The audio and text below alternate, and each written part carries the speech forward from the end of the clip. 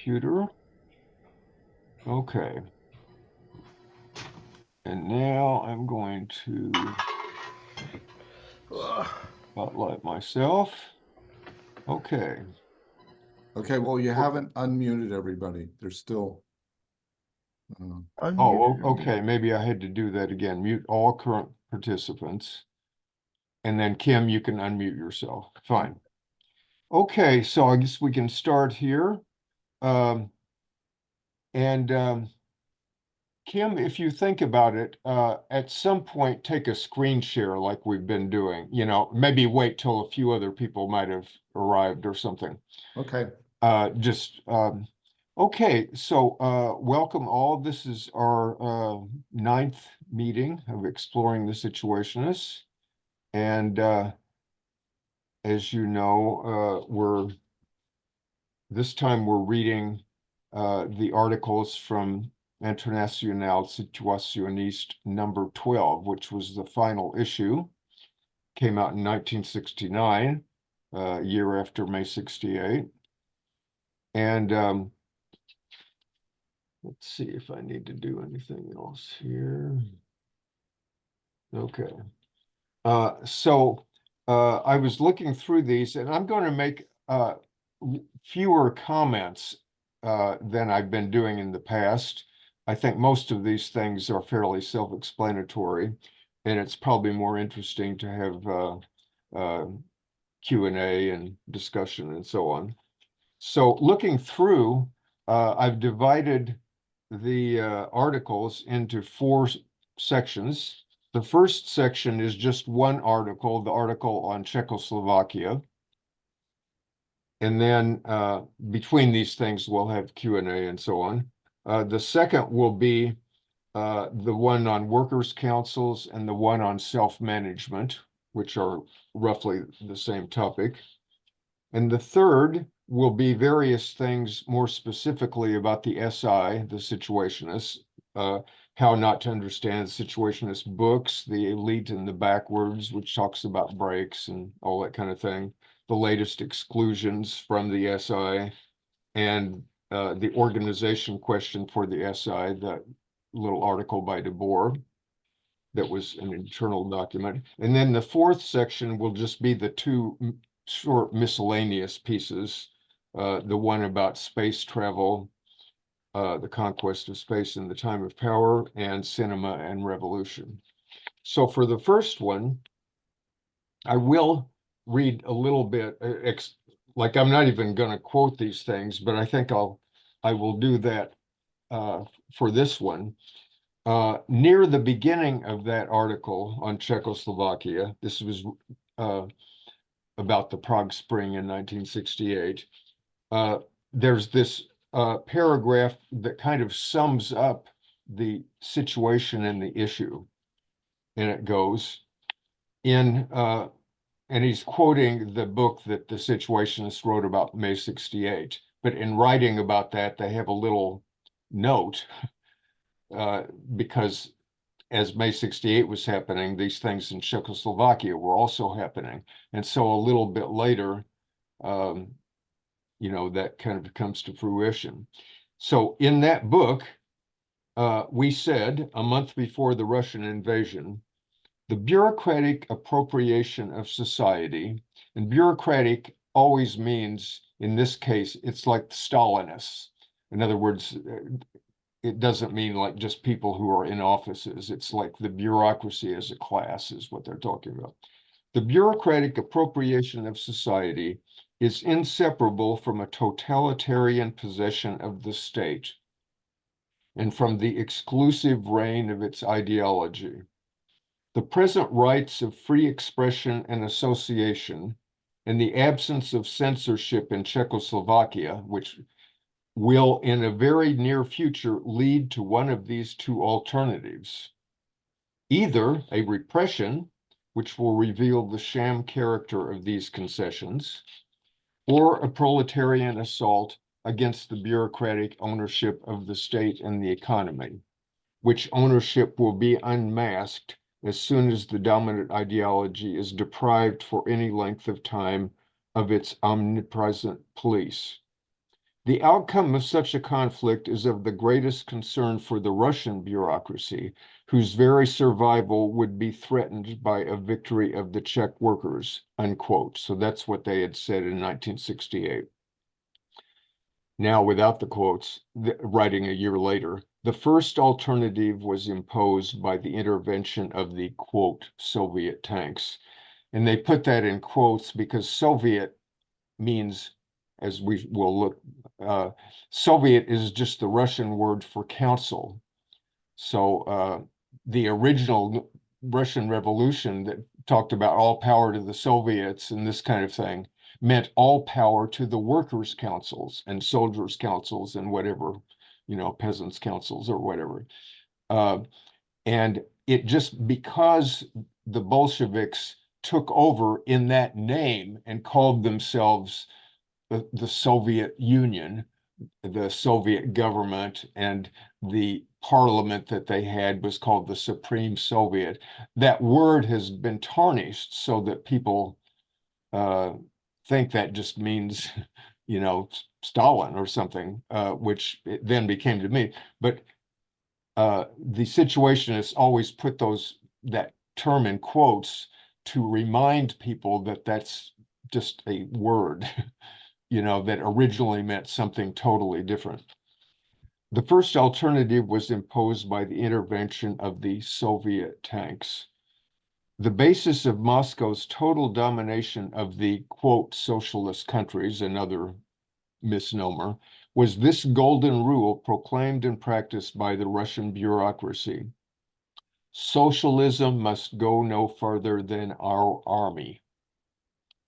Wherever that army has been the main force installing communist parties in power, it has the last word each time its former proteges manifest any leanings toward independence that might endanger the totalitarian bureaucratic domination. The Russian socio-economic system has been from the beginning the ideal type for the new bureaucratic regimes, like in East Europe and so on. But fidelity to this archetype has often conflicted with the specific requirements of the particular dominated societies. Since the ruling class interests of each satellite bureaucracy do not necessarily coincide with those of the Russian bureaucracy, interbureaucratic relations have always contained underlying conflicts. Caught between the hammer and the anvil, the satellite bureaucracies always end up clinging to the hammer as soon as proletarian forces demonstrate their desire for autonomy. In Poland or Hungary, as recently in Czechoslovakia, the national bureaucratic revolt never goes beyond replacing one bureaucrat with another. And so I'm going to sum up a few of the other aspects, but basically, that article is just describing the history of this reformism that had sort of come into place, probably starting in 1967 or so, but really coming to the fore in 1968, early, the spring, hence Prague Spring. And so in this article, it goes into things that I'm not even going to repeat about the background of, what kind of country was Czechoslovakia compared with Romania, for example. Well, Czechoslovakia was vastly more industrialized than Romania. So that means that those two countries are going to go through different things when they each have a Stalinist regime installed. The one in Romania is going to be kind of right along the Russian type. And the one in Czechoslovakia is going to say, hey, what are we doing? We're a lot richer than Russia. I mean, even though we're a small country, we're a lot more advanced. And Russia is bleeding us, they're forcing us to do all, there are going to be conflicts there. We don't want to just, be a one crop country, sending goods to Russia. We're ready to do like they do in Germany or France or England. They were on that level. So hence, the situation in Czechoslovakia was more favorable to what we think in the United States would be a kind of more normal thing. Like you've got heavy industries. Uh, if you've got that kind of level, there's more of a demand and expectation that you have freer discourse, that you can talk, you can debate different policies, you can weigh different options as to what you're going to produce and not. You're not just stuck in a one crop situation. So they're going through all those things about how the Czech economy was not, it didn't work to have this total Stalinist kind of thing. But whenever they try to liberalize a little bit, then that's dangerous too, because the Dubček people were the reformists there. But there's so yes, that's preferable to the Husak kind of pure Stalinist kind of thing. But people are then going to start asking, well, Dubček, how did you get where you are? And the way he got where he was, it was that he was part of the bureaucracy with Stalin's blessing and so on. So as soon as you start, resisting some of the Stalinist stuff, then people are going to say, well, where do you fit in here? And so then the Dubček type of people are going to have to start playing both sides. They're going to say to Russia, we need to make some adjustments here because this isn't functioning. And they're going to need to say to the Czech people, we can't go too far because look at the big bully standing behind us. They could just invade us like they did Hungary a few years ago. And, so we have to be tactful, all this. So this is the kind of thing that's going on back and forth that this article is talking about. And so they go through the different phases of the article. First, they're trying to pretend to do this and all this. So eventually, when things come to a certain point, they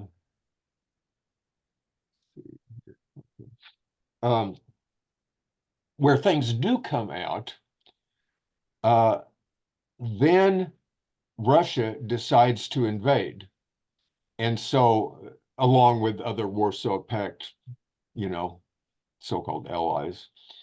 And then this was happening later in 1968, after Prague Spring and maybe summer or something. I think the invasion happened in the fall. So again, they're describing how the Czech people reacted, and they reacted to the point that for a period of at least a week or two, and maybe to some extent for a few months, the Russians, even though they had these tens of thousands of troops in Czechoslovakia, they couldn't totally control everything.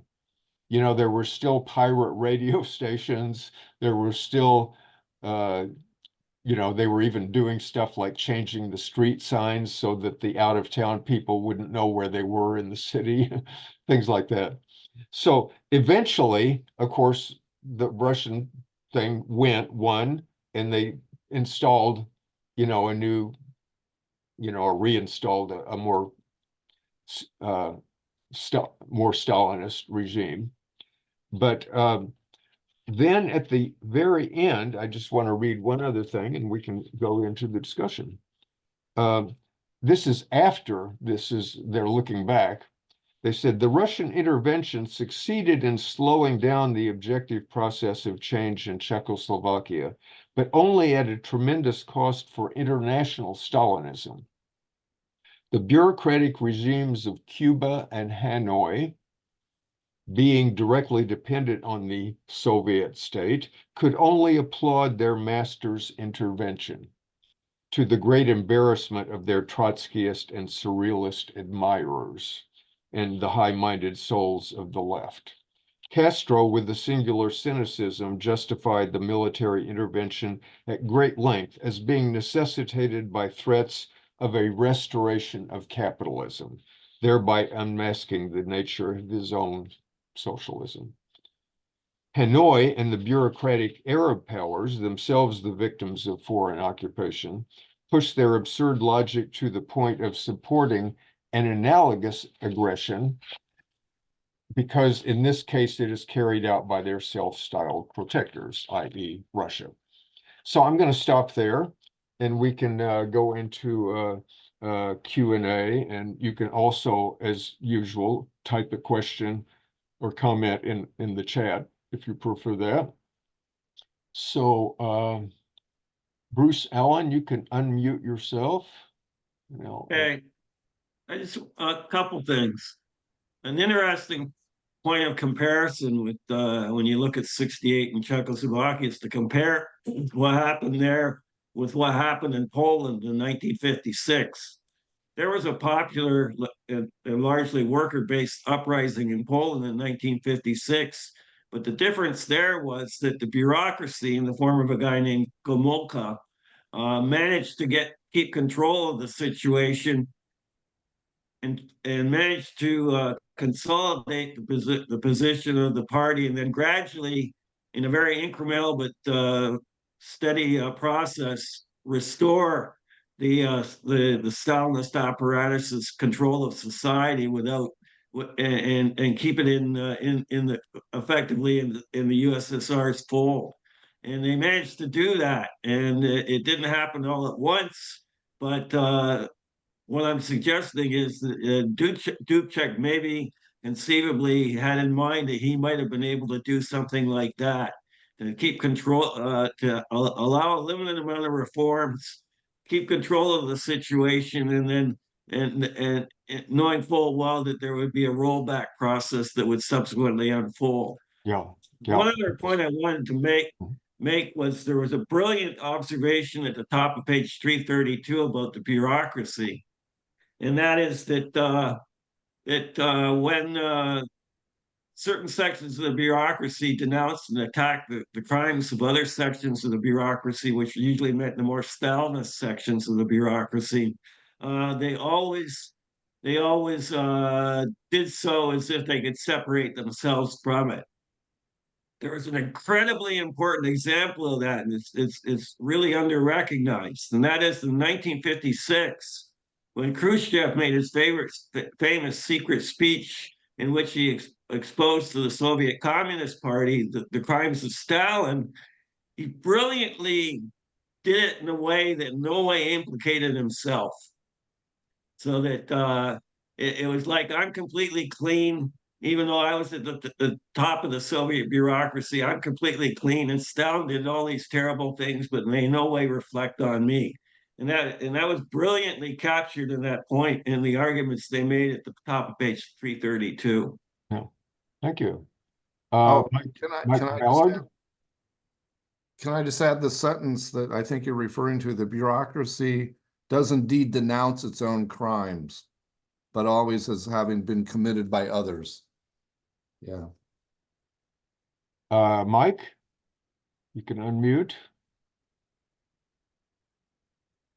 Okay, just a couple of observations about the text is that one difference between France in 68 and Czechoslovakia in 68, was it, or 9? I can't remember. 68. Was that the Situationists and were advocating communism, whereas what I think happened in Czechoslovakia was a little different.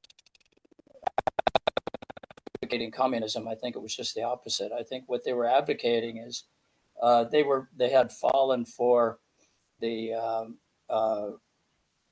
Radio Free Europe, kind of CIA operation that was going on, and they were advocating for what they actually have today, and that is a Czech republic and a Slovak republic.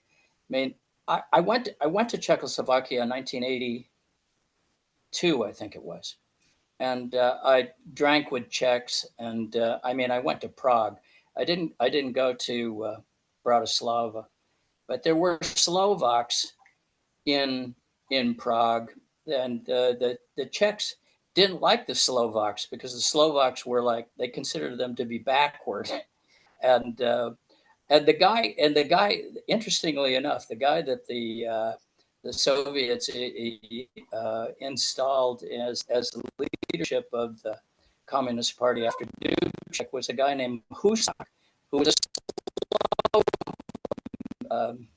apparently he was Husak was also we're not getting your opposition in what? Anyway, it's just that what I see missing. I mean, as an anti-situationist, is that or somebody who's critical, is the analysis that that the majority of the movement against the admittedly Stalinist regimes were not communists. The movement was essentially a movement for turning Czechoslovakia into a capitalist enterprise like it is today. Mike, you could debate how many people, but as far as I see here, there's nothing that says the majority of people were like us, situationists or something. They're just saying that the people revolted because of certain conditions. And when you get to a thing like, well, these people weren't left-wing, blah, blah, blah, they, you're sort of attributing to them by default that they just wanted what they have now, like a Western capitalist thing. And it's certain that a lot of them didn't want that, but it was unclear what the possibilities were. In any radical situation, most of the people who revolt are going to have a rather dim idea of what alternatives would be. They're just revolting because they're upset, they're frustrated, they're desperate, whatever, and they see the possibilities of something better. Even if something better is just, well, look at Western Germany. They're not having bread lines, and we're having bread lines. So that's a good reason to revolt already. It's not really a critique to just say, well, those people were not, like Bakunin or something. Any revolt that happens is mostly going to be of, people who are complete newbies, and I've made this point, I think, probably in previous Zoom things, like before the French Revolution, like a year before it, 1788, if you'd asked anybody like, well, what are you have complaints or something, what would you want? And practically zero people would have said, we want to abolish the monarchy. That wasn't even on the program. They were just saying, we're desperate. We want these taxes to be lowered. King, do something about it. That's a completely reasonable thing to do because that was all the option that they had. And then like a year later, they're overthrowing the Bastille. It's still unclear, but 2 years later, they're cutting off the king's head. And that's the same people that if you had interviewed them before, they would have said, Republicans? No, we're for the king. What are you talking about? We're not idiots. So I'm just saying it's less of an argument to say nobody, like, I'm not saying nobody, but like in this thing, all they're saying is that these people did this stuff. They did have strikes. They did have protests. When the Russians invaded, they didn't just crumple. They had private radio stations. Some of them risked arrest.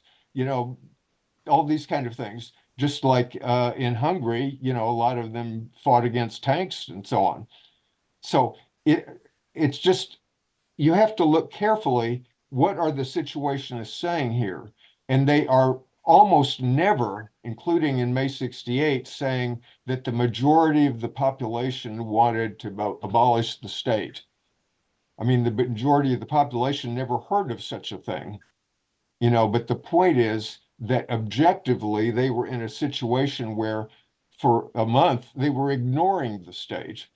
And once you do that for a while, you know, then you start saying, well, gosh, what would happen if we didn't have that? We have to organize things somewhat differently. And that's exactly what the Situationists talked about when that was happening.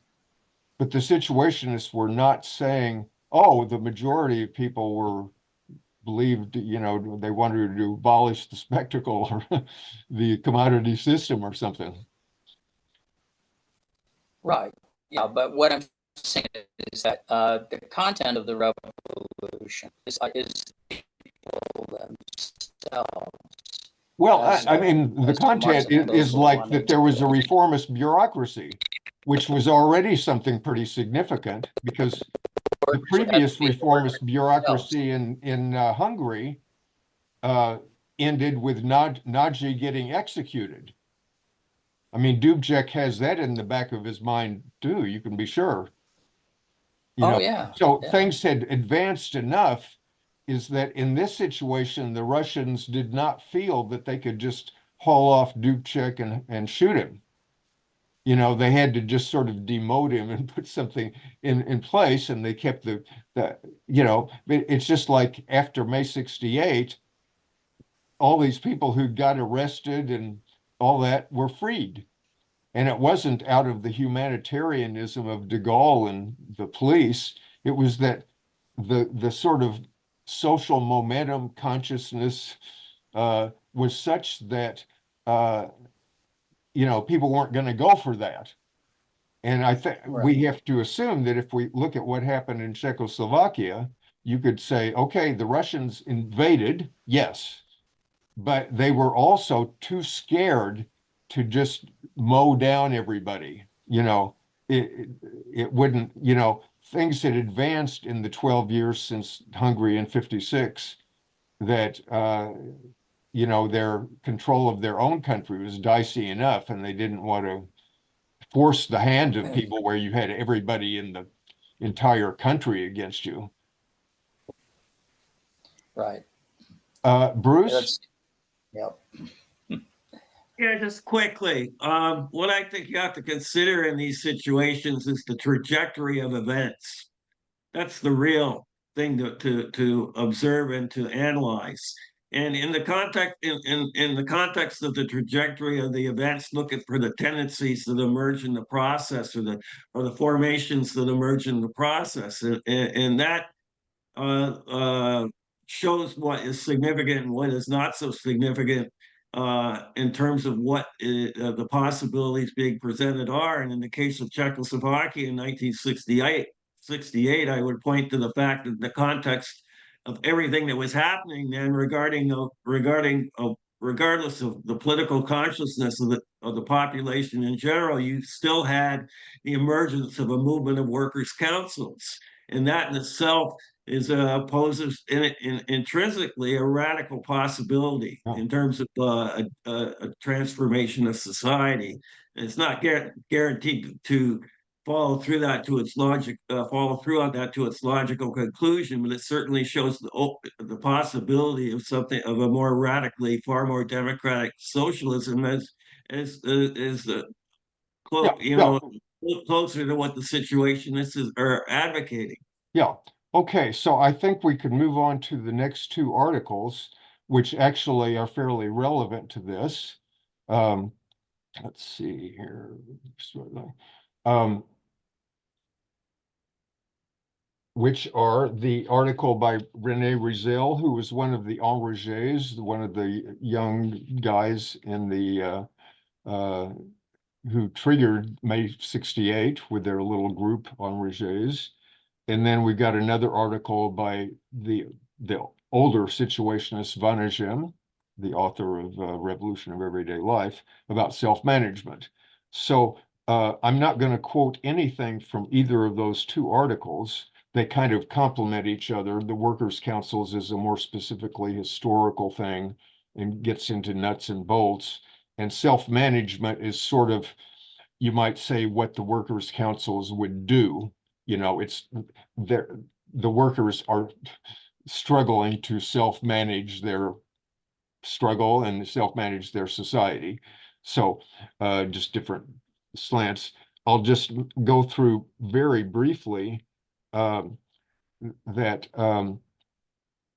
Riesel actually starts out with the Kronstadt revolt, which was the revelation that the Bolsheviks were the enemy in 1921. Before then, it might have been somewhat difficult to discern because Lenin himself, the rallying cry of the Bolshevik Party in 1917 was all power to the Soviets, which sounds exactly like the Situationists slogan, 50 years later, saying all power to the workers' councils. There is our program in a nutshell. If you have that, you don't have a state.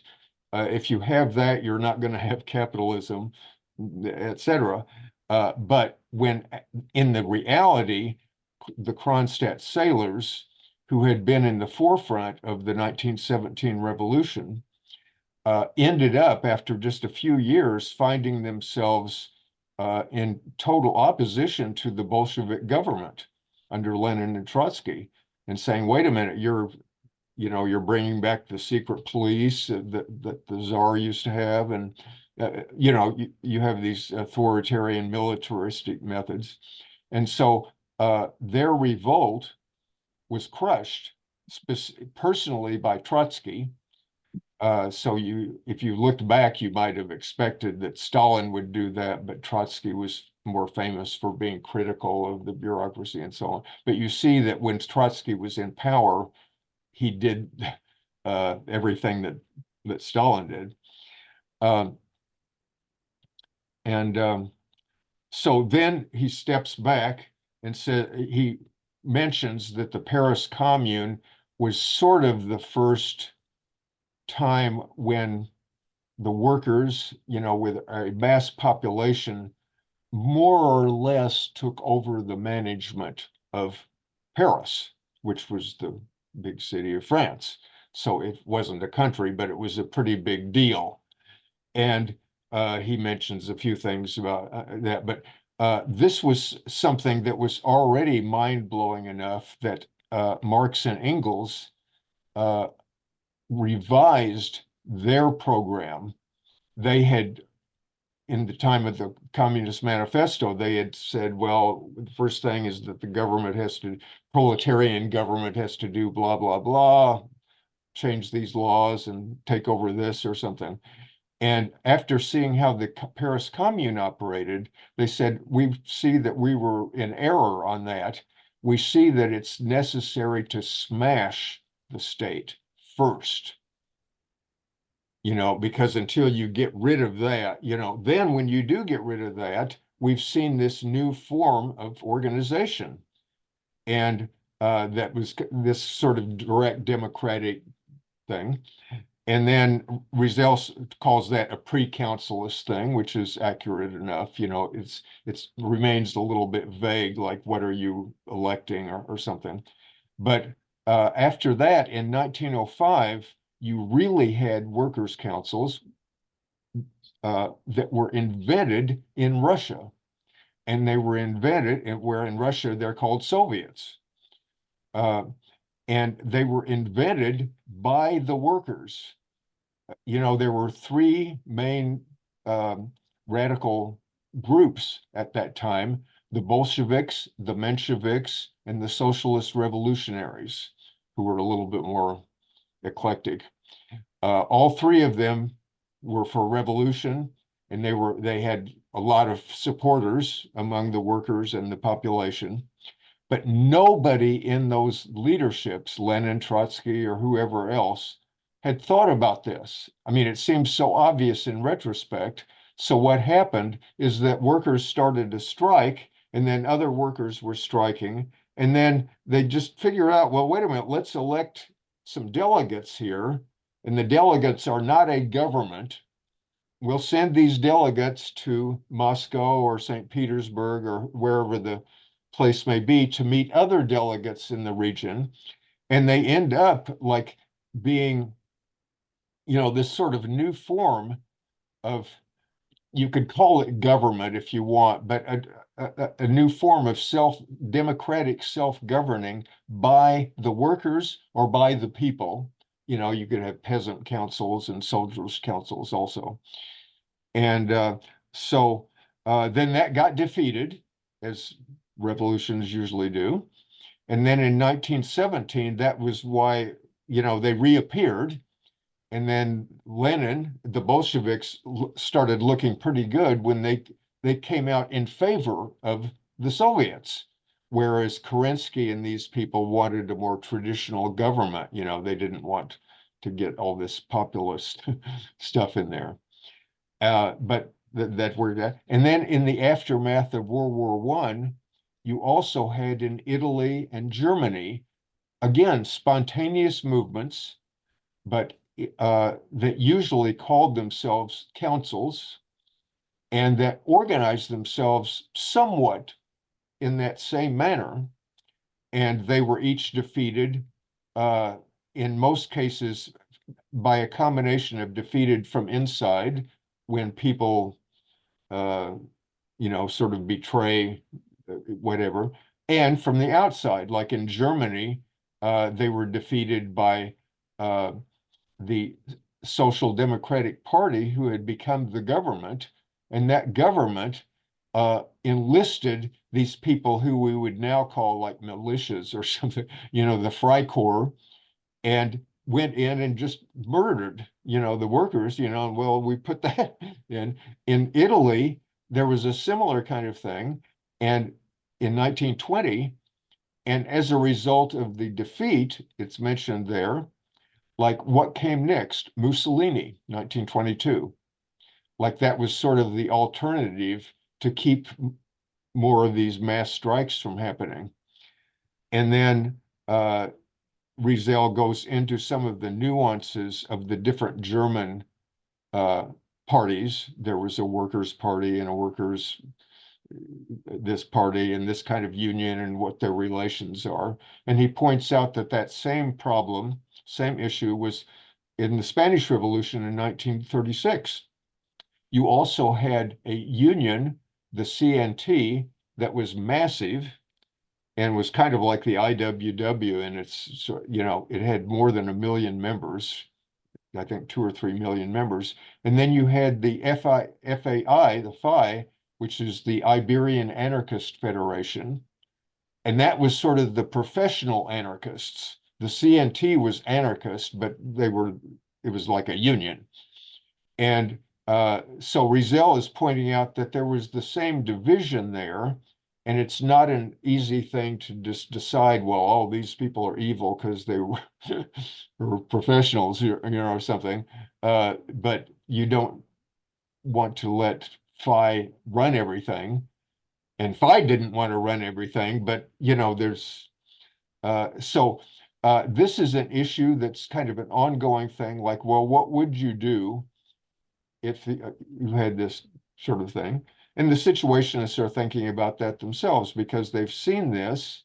And so in May 68, some of the things the Situationists did or spoke, you know, said, was because they had already seen the problems of that kind of division. And so you never see the Situationists saying, elect us.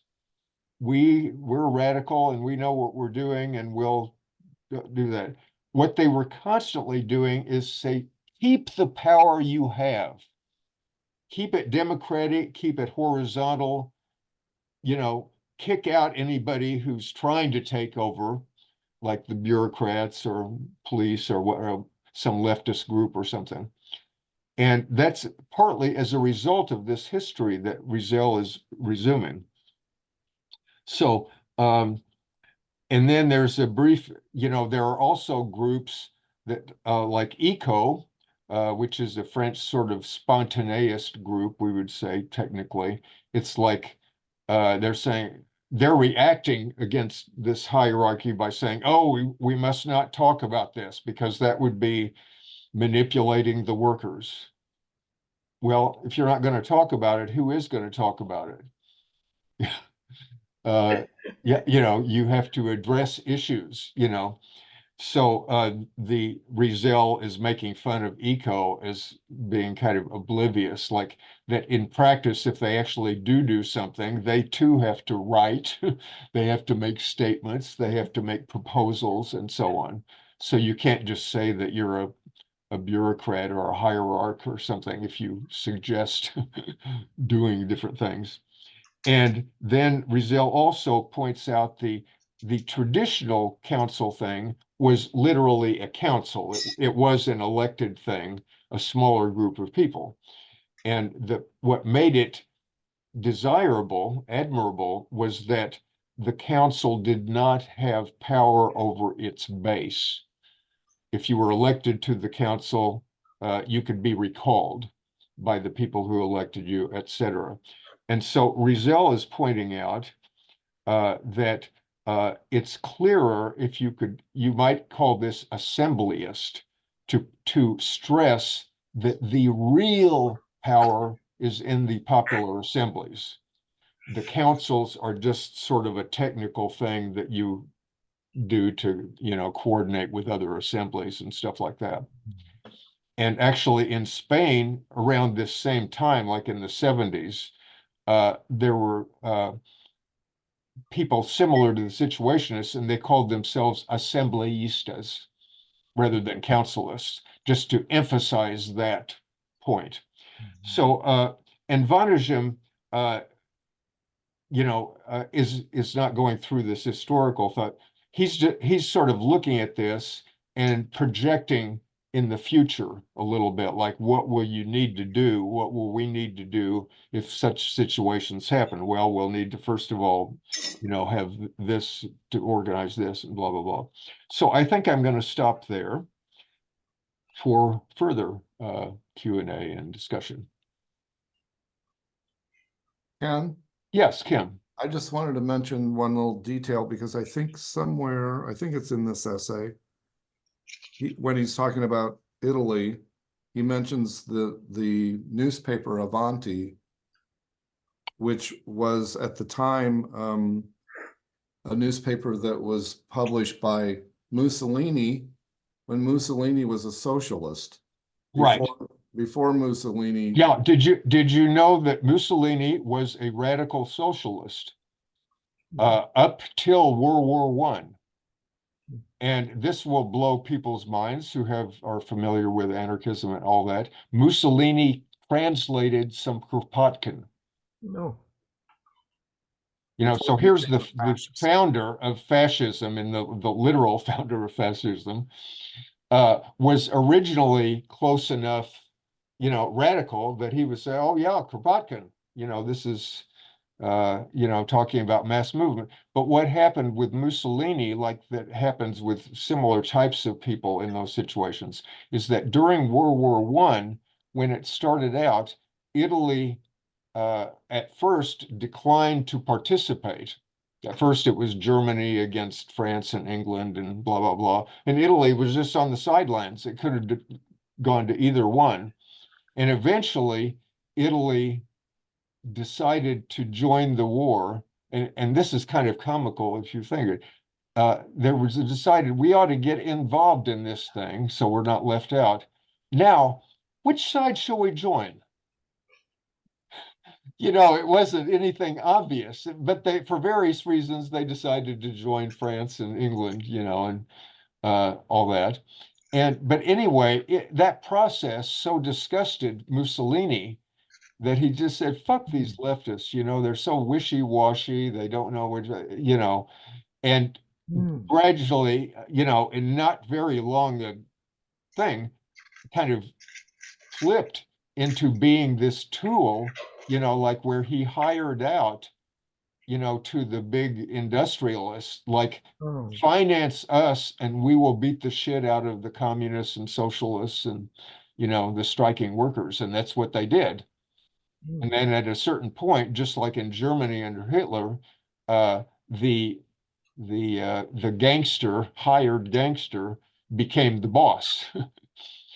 That you know, the big business had thought they had controlled, you know, and that this was just a good tool they could use.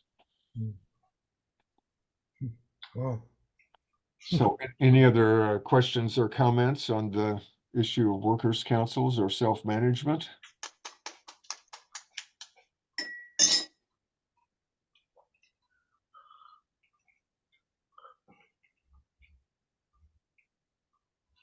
Bruce and Ed have their. Okay, Bruce. Yeah, just a quick comment on Mussolini. I find your remark about him having published Kropotkin's works quite interesting. And the reason that is, it reminded me of something.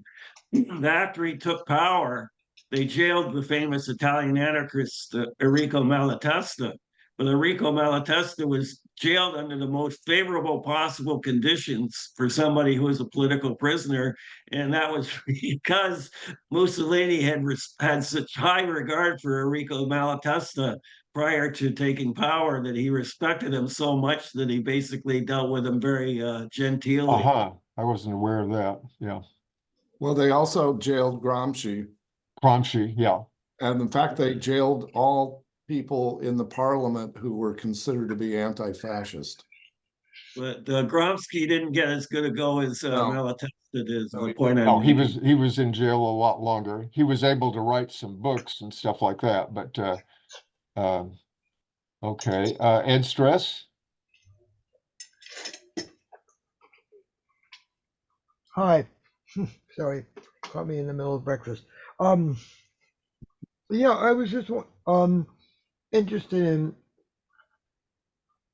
what the Workers' Council, how do they function and how do they work? I don't know if this is the proper time to address this, but like having been in some kind of similar things in the 60s, I'm wondering how they dealt with the problems that we found, and especially like some people that didn't want to talk so much, and other people who had things to say, and other people who kind of take over the meeting, and how they dealt with that. Right. This is a huge issue, but I can say one difference between this and the 60s was that the people in the 60s, including me, people that were in these sort of massive things, we never had power over anything so that we couldn't, in most cases, we couldn't decide, okay, we'll convert this building to this. I mean, yeah, you can say if you occupy a building, that's sort of what you're doing, but you know, it's not quite, we didn't have quite the power that workers did, even in the United States, in the sit-down strikes in the 30s, for example, where they didn't have the concept of the workers' councils exactly, but there were workers who took over a factory. They didn't start rerunning the factory, which would have been too much to expect, but they took it over to the point that the police could not get it back. I mean, they had it barricaded, you know, all this kind of thing. So now, if they're in that situation, they did have assemblies every day. Maybe they had multiple ones every day. They elected people to take care of this or that, and they could have re-elect them the next day or throw them out as they wished. So there was no government. So those were kind of functioning already in that way, where they had some content, some substance of that they were deciding, shall we do this or that? And when they had workers' councils in Hungary, for example, in 1956, and this was under very trying circumstances because the Russians were sending in tanks. You know, it was I mean, it was a lot worse than with the Dubček thing.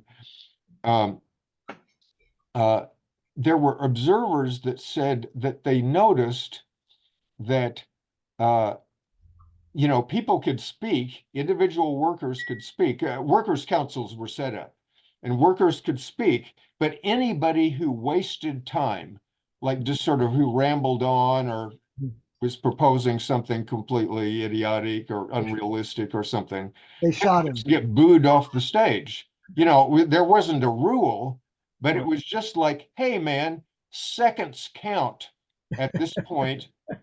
give us, you know, say what you have to say. You can probably say it in 30 seconds. Just Yeah. say it. Yeah. And then sit down and let somebody else say, and then we'll, and normally it's hard to do that because Yeah. I mean, I couldn't do that here, and I don't want to do that here because it doesn't really matter that much. The only thing here is that it would just be sort of mildly annoying if you have to sit through, and maybe you get annoyed at me for yakking so much. But, you know, if somebody raises some irrelevant thing and it goes off, it's, well, that's kind of a drag. We wasted 5 minutes. But if the police are at the door or the tanks are in the street, and you're deciding, shall we go here? Shall we barricade shall we do this?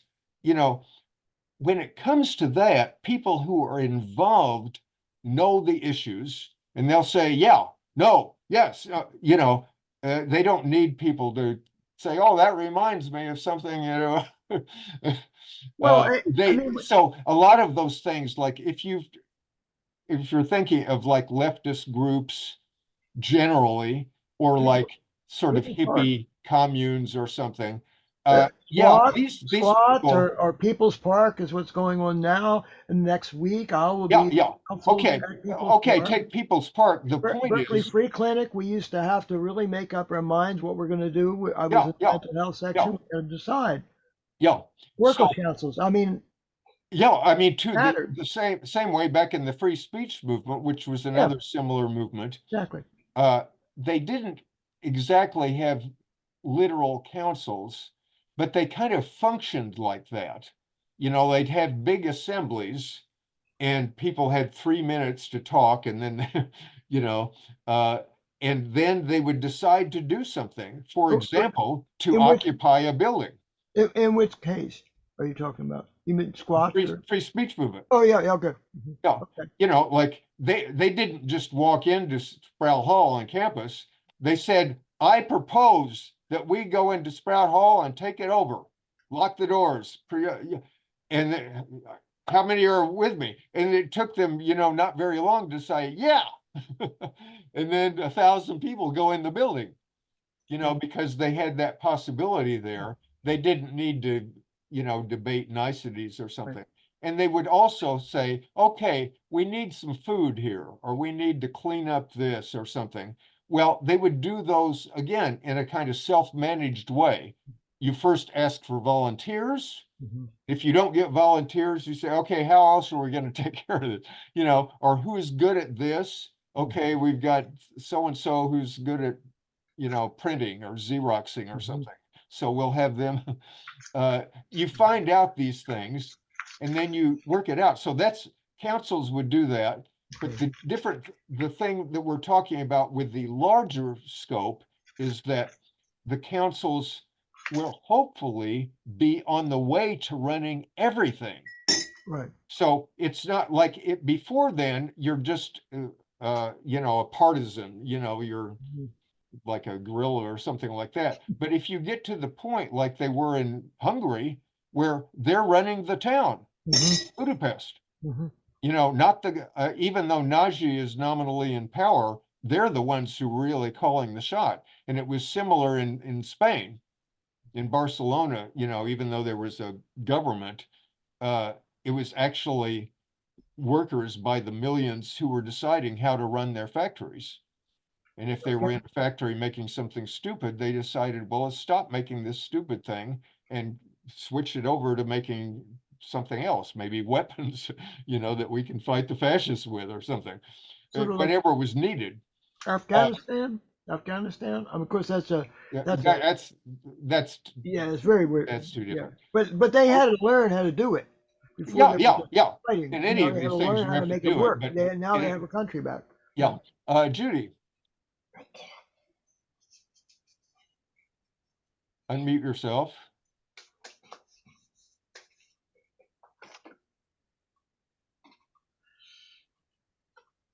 You're still muted.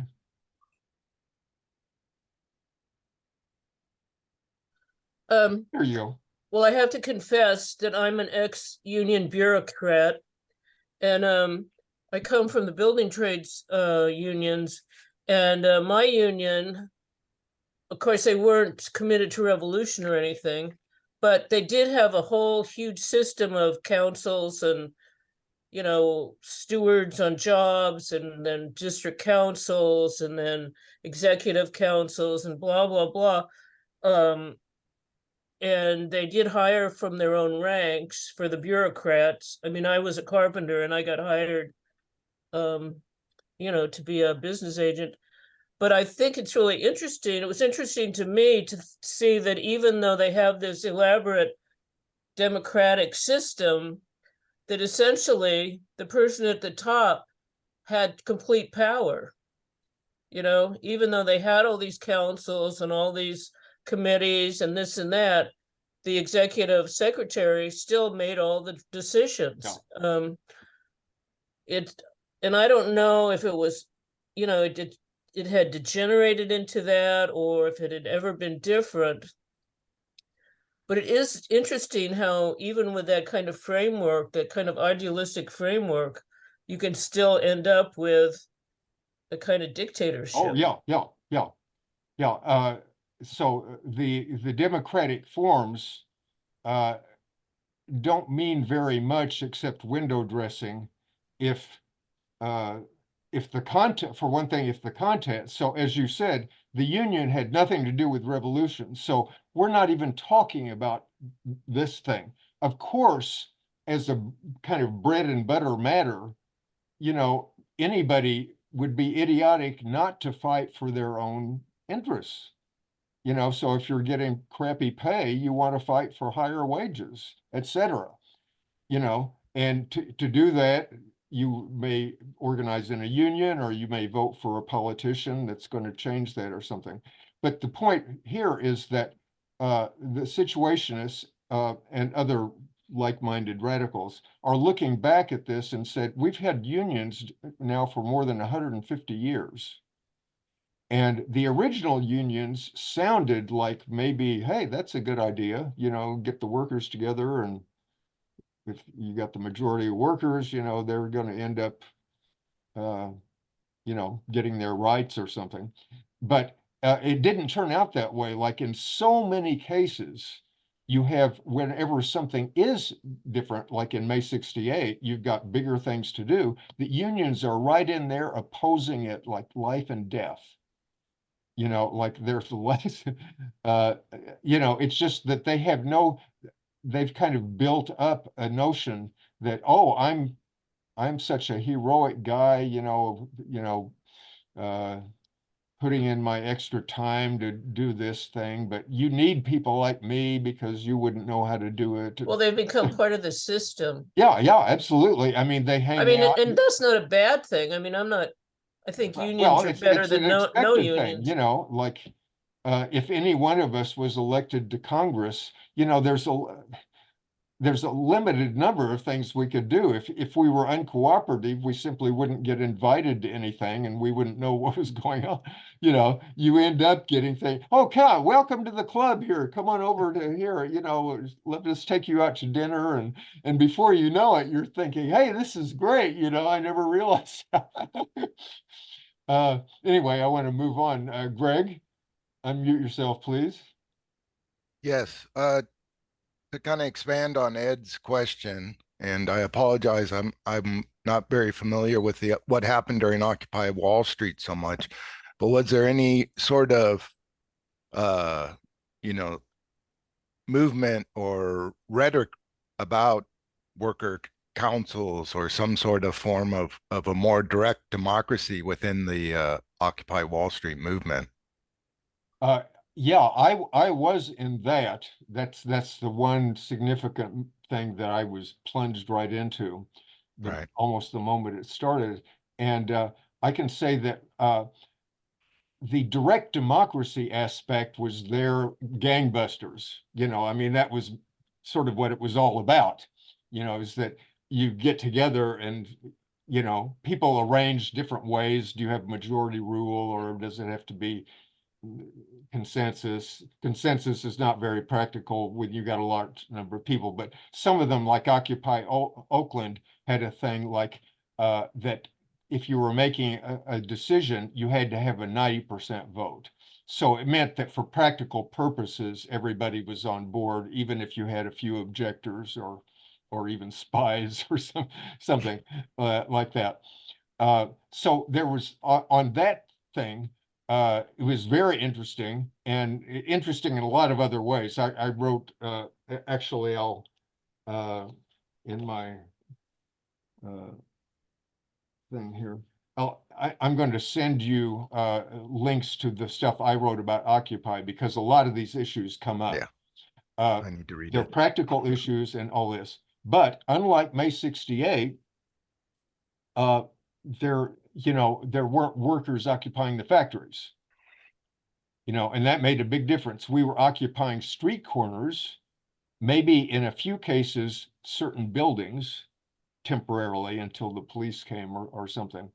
But for the most part, we weren't really in control of anything except ourselves and our, if you want to call it, media image or something. In other words, we were talking, the different occupies were sending out messages to the world, really saying, do like we are, or do your own thing, do Right. different than we do, and we can compare notes and all that, but just get out there and do something. And a lot of people did. That was what inspired people like to so rapidly set up hundreds of different occupies, without Gotcha. any just Well- by the example.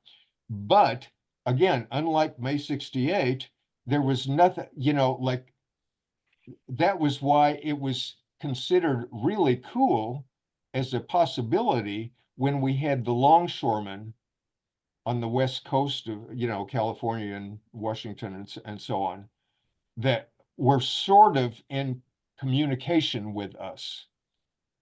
But it didn't go too far. Like they, it was like the longshoremen's union.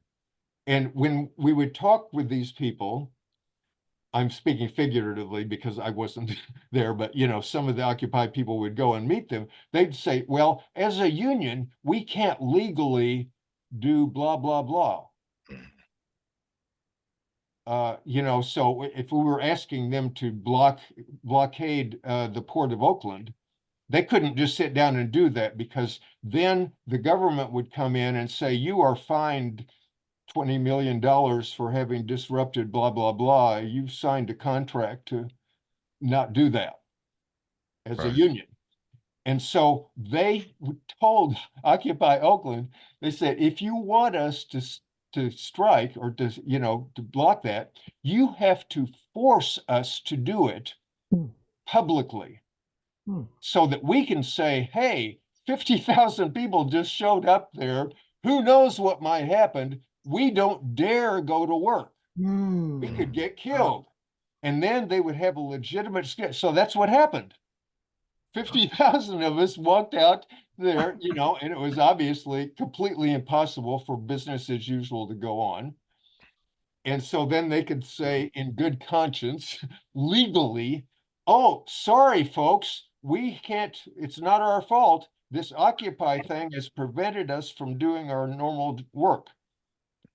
And so you can't fine us, you can't, so that gives you an idea, like that we tried to get them because that had this immense leverage. Imagine if we had locked off the west coast of the United States for a month. I mean, that would be billions of dollars at stake. That's leverage. But we couldn't do it without them, and they were bound by their union commitments. So this gives you an example of the drawbacks of a union that signs the papers and agrees not to strike unless there's a legitimate reason, blah, blah, blah. And then something comes up and, then there's a tussle, like, oh gosh, we signed something, we're going to get arrested or we're going to get a fine or something like that. So that was that issue, definitely. And exactly like I said there, the Occupy people had the sense, if we get workers striking, and that's why Occupy Oakland called for a general strike in Oakland, Yeah. specifically And I even, one of my things is welcome to the Oakland general strike. But it didn't become a general strike. It became a big deal for sure, but it wasn't really a strike, where the majority or even, very many people were doing, unless they had the excuse like, well, we can't have school now because it's too chaotic, or so then you could say, okay, teachers are striking. But I just want to so, say, that. Kirsty, Okay. Kirsty, unmute yourself, please. Okay.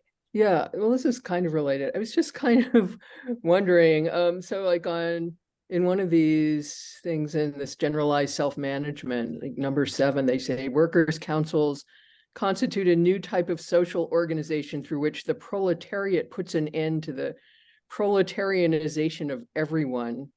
This is kind of related to what you were just talking about, but what do the situationists mean exactly by the proletariat? So are they really saying like workers in the sort of 19th century, like factory workers who make it's things actually are the only people who can bring about this? Yeah, it's thing? it's ambiguous, Kirsty, and Yeah. and it needs to be ambiguous because there is a fuzzy thing there. The classical proletariat, like in Marx's day, meant basically the people who didn't own the tools of their trade, or basically they had only their labor to sell for practical purposes. So that would be the worker people who didn't own a little store, or who didn't, and it didn't really include office workers or some, or anyway, that was a fuzzier area. But the Situationists had noted that since Marx, in that 100 years, a large other part of the population had become proletarianized. And you can take, in other words, even people who are professionals, who are working in offices and so on like that, we all had the experience that those people are, it's not very different than working in a factory. It's just that you're working in a different thing, but it's almost like an assembly line. If you try to get a doctor's appointment nowadays, for example, you're going through all this stuff, and the people there, including even the doctors, they're caught up in this thing. They can't, they say, well, I don't know, somebody has to tell how that insurance works, and can we rent this from the hospital? And, it's become like these gigantic things where, and so the Situationists revised that version, like the modern proletariat is those who have effectively no power over their own lives and know it. Yeah, because In other words, sometimes they they're talking feel about like this is out of control, my company tells me I have to move over here. Maybe I'm making a lot of money, but I've got to move to that other city, whether I like it or not, So you have, and at the same time, things like the peasantry hardly exists anymore. They've become proletarians too. These gigantic cities that you see, like Mexico City or Jakarta or something, they're just these tens of millions of peasants who come to the city, and then they live in shanty things. And once again, it's exactly, they have nothing. They can scrounge in a dumpster or something is about all they can do. And so if somebody says, I'll give you so much a day to come and do this shit work, they do it. And, but just again, like I say, even at the professional level, we're still talking nowadays, and even people at the upper echelons are, most of us, without any significant power. We do have differences. If somebody has more money than somebody else, they can maybe buy a nice house, but you've got to be pretty rich to buy a nice house, even, like in certain areas these days, like you have a little more wiggle room if you're rich or if you're well connected or something. But basically, most people don't have much power over their lives. you know. Yeah, So well, that's that's what they're certainly talking been about. talked about more recently about, the proletarianization of everyone. But it's Right. like sometimes they seem to be talking about certain categories of people who are definitely not. Yeah, yes, they do it both because they are hearkening back to a historical thing. And so if they say the proletariat is re-emerging, they're saying, well, there was a proletariat in 1900, that was going gung-ho.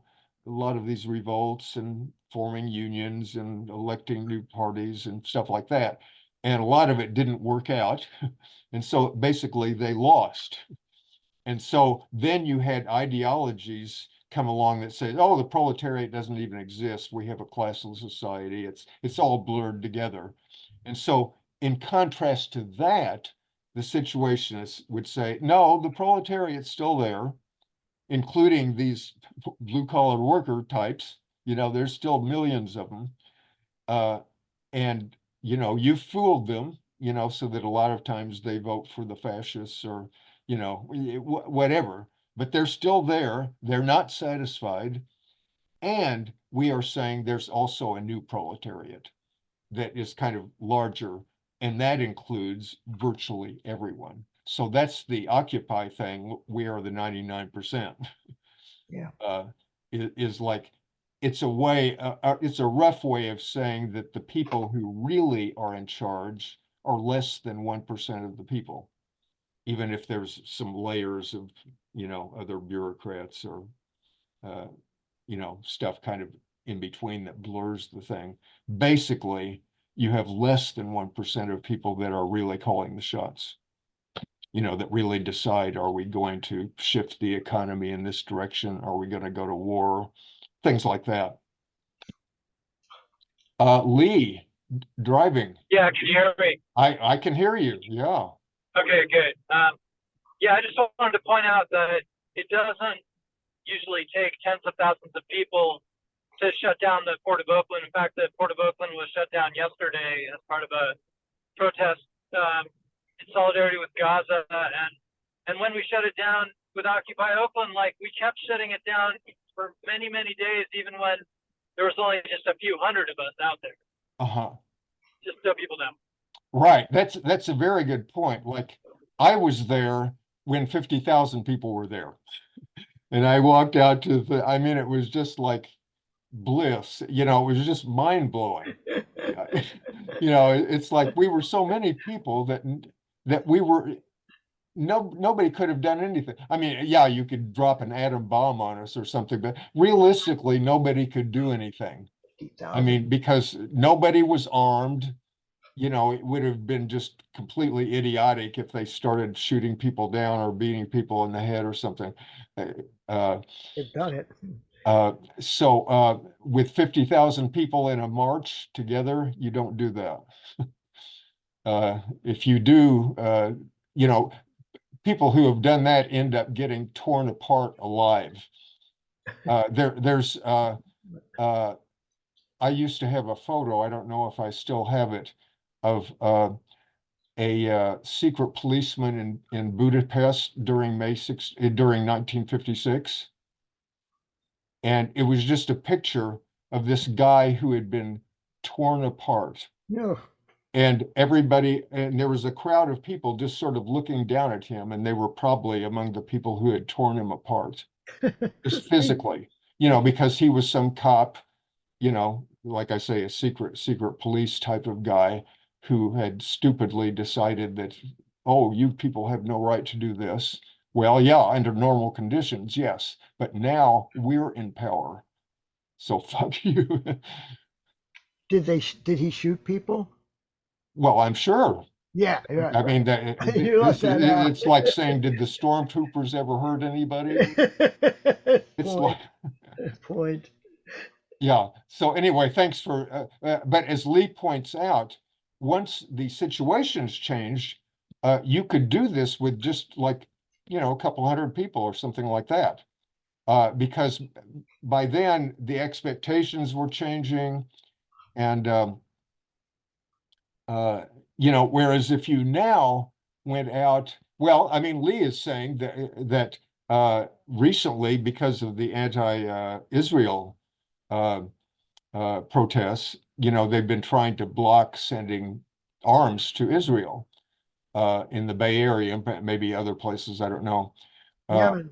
And so he's pointing out that if you are focused enough, you don't have to have 50,000 people. I mean, if you've got 50 or 100 people, that may suffice to just jam the works. Yeah.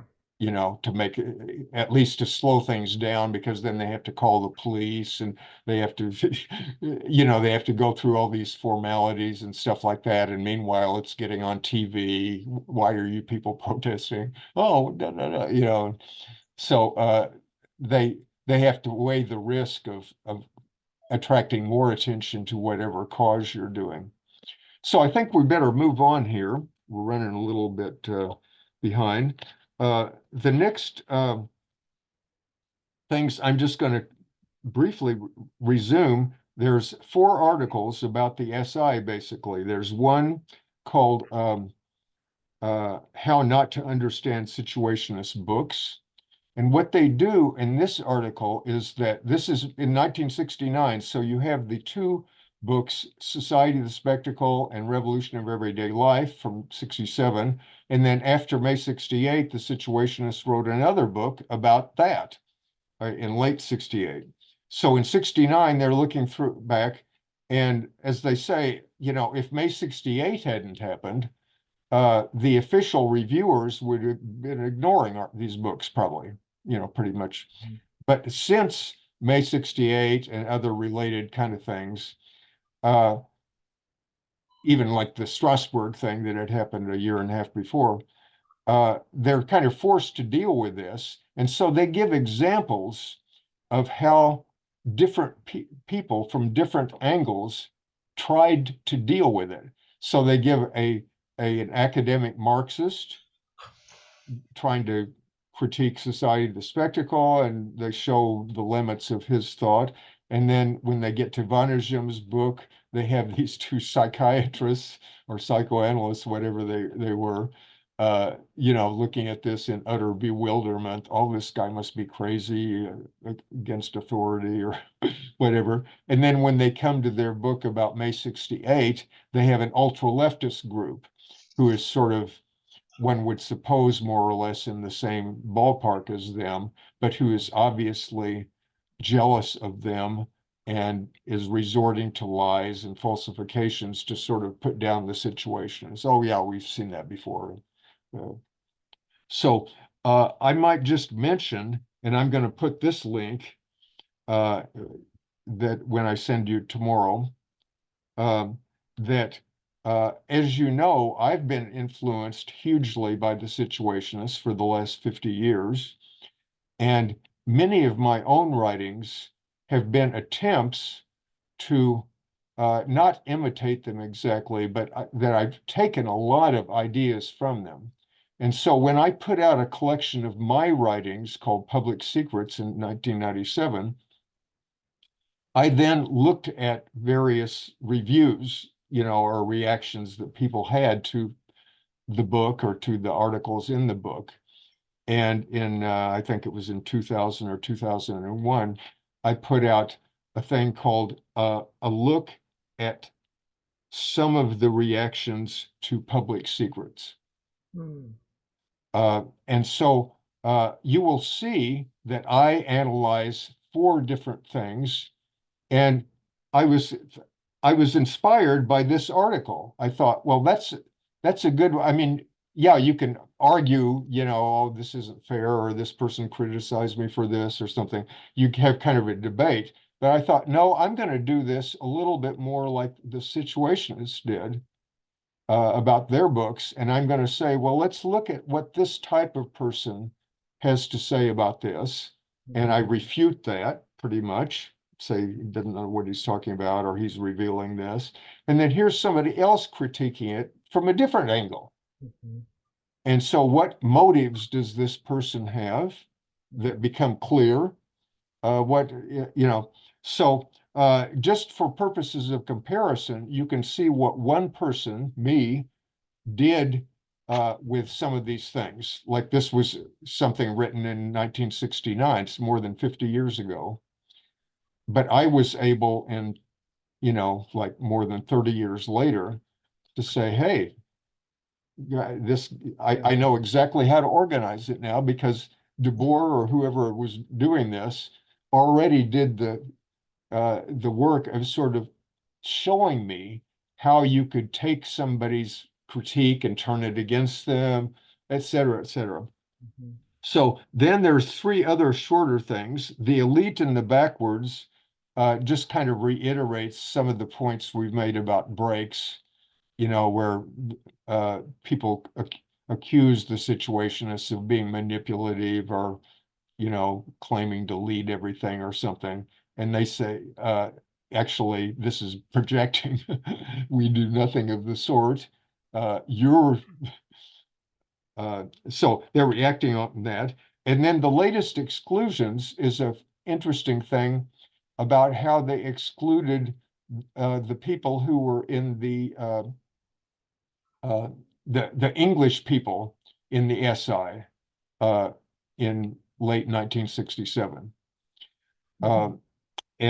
So I think it's pretty clear. And I'm good friends of one of those people, Donald Nicholson Smith, who was excluded. And whether, you know, in retrospect, he had no critiques of them. You know, he didn't say, oh, they weren't fair or something like that. You know, they were just pointing out that you guys in England were not following up the stuff that we agreed on. And so go do what you want to do. And so Donald says, well, that was probably a good separation because we were doing somewhat different things. And Donald has gone on, just like I have, to translate a lot of the Situationist writings, Yeah. even though he was kicked out. And then you have an article that was originally an internal document by Debord, just talking to the SI and nobody else about starting out just before May 68. So he's saying, hey, there's some things happening now. It's starting to come out in the streets. We need to be looking to how we act in this different situation. We are no longer unknown. You know, we have to think, what are we going to do with any notoriety we have to do? And what they ended up doing is a whole other story, but partly, and most Debord above all, said as soon as a sort of poor, confusing notoriety came into the picture, he and the few remaining members decided to stop the SI so that it didn't exist anymore. And so as to say, okay, the SI did this stuff. We've got some books and articles and things you've heard about, correspondence and all that. But now you're on your own.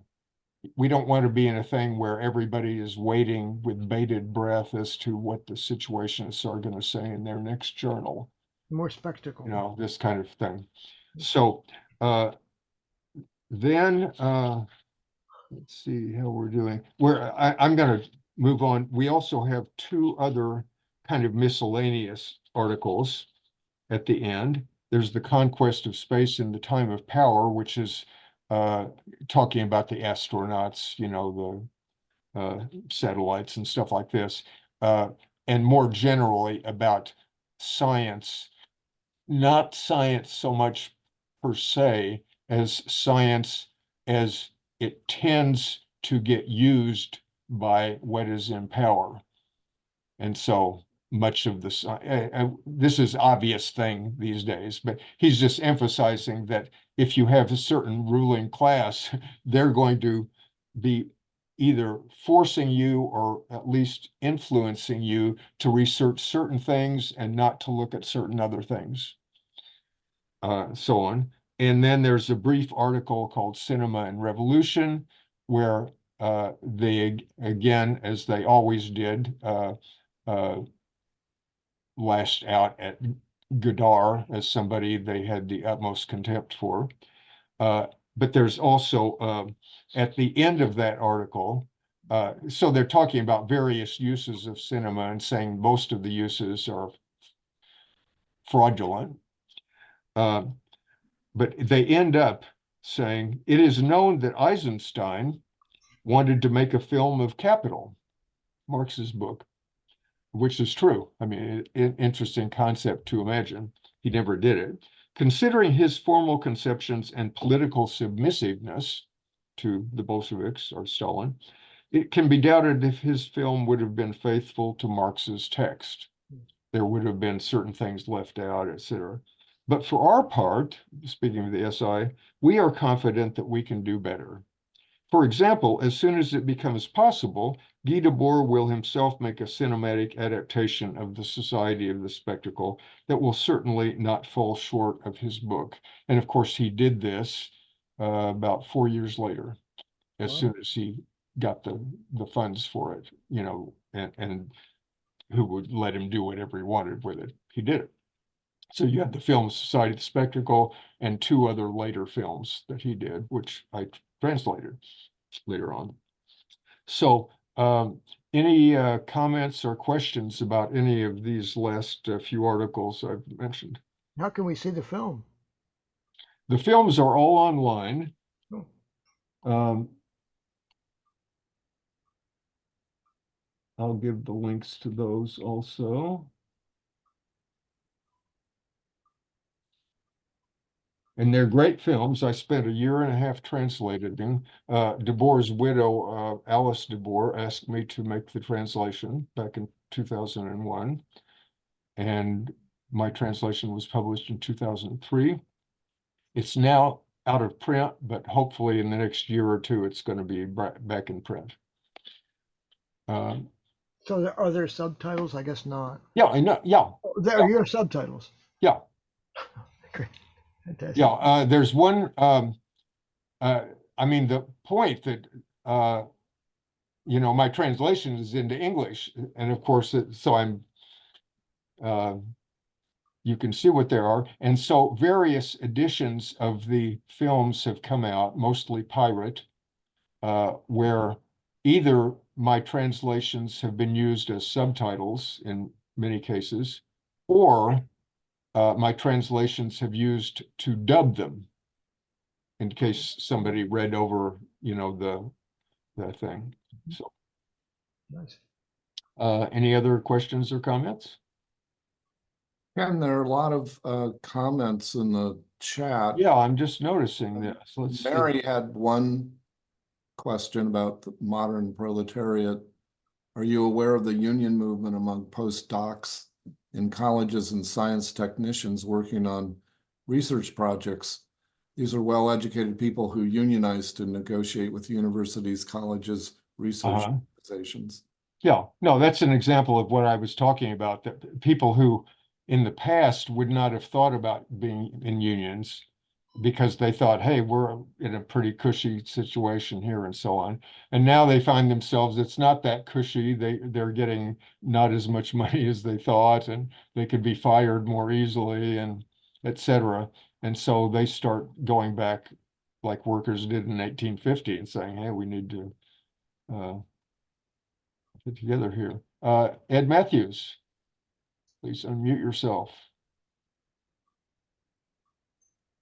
You're still muted. You're still muted. There you go. Okay. I know we've mentioned in the past the SI's feelings towards Godard. Do you know if Debord ever wrote anything about Godard following 1969 when issue number 12 came out?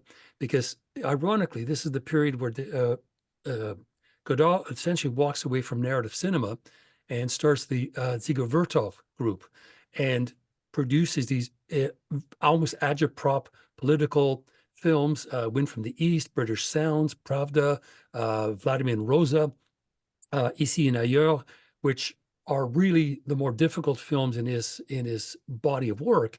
And yet in history of cinema, which is something he worked on in the last sort of 15 years of his life, one of the very last images on the last section, because this was a television program that ran a few years, one of the very last images was Debord, and it was a cover of. So it was not yeah, just to answer your question, I don't recall anything other than just passing things like, oh, that dumbass Godard or something. But the way Yeah. you would find out is to get Debord's complete correspondence in 8 volumes. Which I have when I couldn't find anything at Oh, all. okay. Well, if Yeah. it's not in there, No.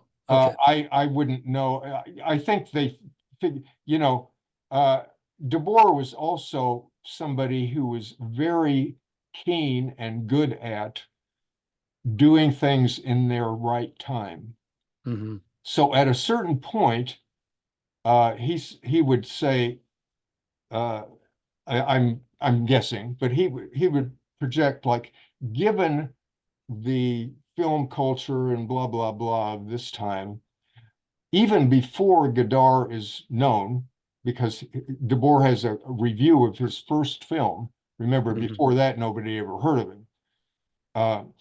And he decides in that first film, like he goes through, at that point, he's not so much an enemy of Godard as just saying, look, this is very limited, look at blah, blah, blah. And this other person reviewing Godard is projecting groovy things into Godard that aren't really there. And that's when Godard, in that first film, Breathless, he's not particularly political. So there's that excellent thing, which you've seen. It's in the anthology. And then during the early mid-60s, in that, he's making some other films. And Debord and maybe V&A and these other people who mentioned this is looking to say, okay, this guy is the totem guy. You know, Mhm. so if you want our thing in a few words, it's like Godard is full of shit. He's the epitome of the fake, blah blah blah, and they'll lay it on. Maybe some of it's hyperbolic. You probably would think that, but anyway, they've decided that they're going to focus on that guy. Just like in one issue of their journal, you may recall this. There's a page of the journal that says, Monsieur Georges Lapassade est un con. Mr. George Lapassade is an asshole. Mhm. And they don't say why or something. So for us, we have to say, well, who's George Lapassade? Well, he was somebody involved in happenings, or I don't know, something like that. But they had just picked this guy out as something, and they were going to say, we are just going to say this right there and nothing else about it, as if that sufficed. It was so obvious, something. And in another situation, they might take somebody like that and write an article about them, in which case they explained all the, but in this case, they thought, okay, we've already explained that a happening is not a situation and blah, blah, blah. And now when it comes to this, it's kind of becoming more popular. We're just going to say this, and just once and for all saying, you're asking us what we think about happenings. Messieurs, it's a way of saying, look, this is, at this point, this is right. So I think that maybe with Godard, I mean, I have to allow that, maybe even Debord thought that Godard wasn't quite that stupid, but he's emphasizing, like, look, once and for all, this is not us. This is not an example of fighting the spectacle. This is The fact that in later decades, maybe he nuances these things because he has to. Debord is more famous than he is, really. When you get down to it, maybe not for the man on the street, but for people who know what's going on. Of course, Godard is going to say, "Oh, well, yeah, Situationists, yeah, that's really, I've tried to do similar things." So What he would else have, is he going to say? It's just yeah, like a Stalinist when there's, in a revolution, is like Khrushchev or something. They're going to have to say, "Oh, well, yeah, that was bad, well, I did. Why didn't I say anything? Well, So so really, in a sense, they were looking at him as a kind of pro situ, sort of ate some of their So it was strategies. important then Yeah. to critique him, not, because of the kind of things that he stood for, or the people that liked him. Why would they like him? Bruce Ellen. Yeah, I just wanted to make a quick point on the earlier point about who makes up the proletariat these days. And somebody mentioned workers on campuses joining unions. I mean, and from my perspective, those workers, even though they're intellectual workers, are very, very much proletarians. They're poorly paid generally. They're overworked. The universities just pile the work on them, and they have no control over their labor power. So, in every meaningful sense of the word, they are proletarians. Yeah, yeah. Even though they're intellectual workers, highly educated intellectual workers, since you're mostly talking about graduate students, but they are proletarians. Yeah. Postdocs and assistant professors, assistant And professors. assistant professors I know. too, because Yeah, you look at the faculty on campuses. I mean, tenure is a thing of the past. Most of the faculty on campus are like on 1-year contracts and the like. So Yeah. they're effectively proletarians too. 50% of the state. This is just a thing out there. 50% of the state education system, the state educate, not the university system, is assistant professors that are paid shit, paid minimum wage. Yeah. I just And- wanted and- to change the topic here. The article on the conquest of space is by Eduardo Rote, who was a Venezuelan guy. And I've had brief email touch with him much, much later. And he just said, "Oh, yeah, keep on letting me know anything about the good old topic," meaning revolution or the Situationists or whatever. But he was an example of somebody who I think he was in the May 68 stuff, when with Debord and this Enragés and so on like that. And before then, he had gone to Detroit, like in the early 60s, where he knew Raya Dunayevskaya, who some of you may have known. She was Trotsky's secretary who broke with Trotsky when when he refused to dissociate himself from anyway, that's another, but somebody who you might consider at least sort of in the same world as the Situationists. And then after 68, I think he was in Italy for a while, and then he went to Portugal during the Portuguese Revolution of 1974, 75, I believe it was. And then many years later, he moved back to Venezuela, and in the like 15 years ago or something like that, he was in uh, Hugo Chavez's government. Hmm. Wow. So as a sort of, information guy or something like this. So I don't automatically dismiss that. I think there are some of these things, just like the solidarity in Poland or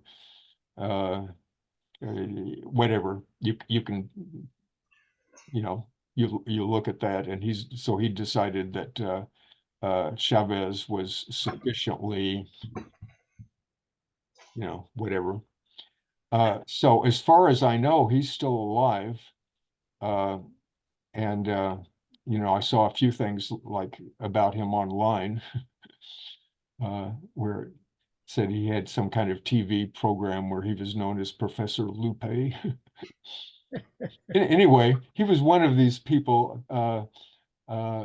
I also just saw an article not long ago. Somebody wrote about some other foreign situationists. There was an article about the two Algerian situationists and the Tunisian one, who's Kayati, and the Hungarian one, who was escapee from the 1956, Attila Kotany, who you will have noticed was the co-author of some of the things that we've read. So, Sid, you got a question or comment? Unmute yourself. Yeah, this is changing the subject, going back to, I'm not sure, I think it was the article on councils. They talked about councils and then they talked about I think it was councilist organizations. Right. So I'm trying to understand what that means. So, did the Situationists consider themselves to be a councilist organization, or is a councilist organization some kind of organization that, believes or subscribes to the MDRO and, at some level shows up when there's,